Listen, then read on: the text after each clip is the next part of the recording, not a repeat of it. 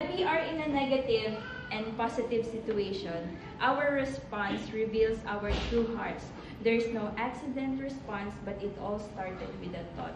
And when I become a mother, I don't know what to do. And then now, it becomes natural. Before, I don't really know what is love. Do I love this baby? I don't know that feeling. But then, as time goes by, you understand that, this is how love is. Yeah, that's true. And not just talking, just say, I love you, Lord, but then do other things. Our heart is not, if you say this, you will do it. If you say I will pray for you, you will pray for her or that person.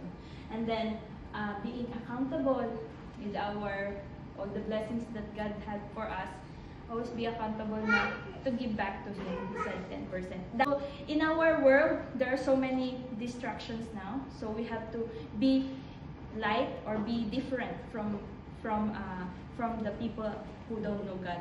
So we should be different in a way that we have good values, we do that, and then we do good works, not by our own, but with the power of God. Sure. So the Bible reminds us that we must know more about God's word rather than the bad things.